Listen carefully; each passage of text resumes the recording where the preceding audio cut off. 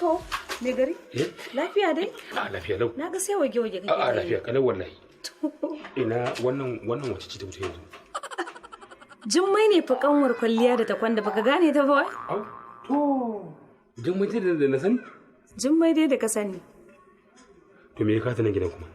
To. Yawon adashi take yi. To shi ne take bin gidaje haka tana zuwa tana dan karba sai ta zo ta in bata kuɗin adashi.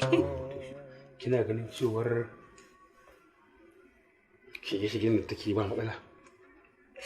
Ba wani matsala. Allah. Sosai ku ba wani matsala ka kara mu kai kam. To masha Allah. To shi kenan. Ina kaji na a shigo da su?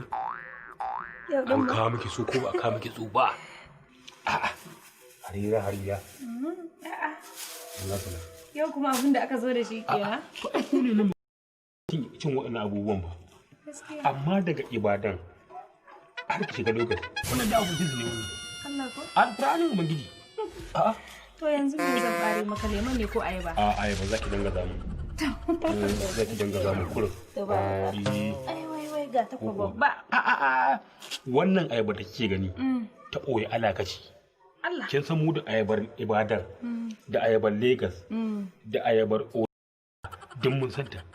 Ogere ko in mun je bambance su muke a gurin mu. A ogere. Allah. Alƙur'anin Ubangiji. Ban Allah. To wannan ta oyo alaka ce wannan. Allah mai gari nawa. Allah kuwa. To bude baki in samu. Haba. Na lab din nan mana. Ayo kuma ina wani zancen lab haka dandan da nake ki cin ruwa baki kuma ki samu wata ayaba. Ka dai bude baki in samu mana. Allah hariya.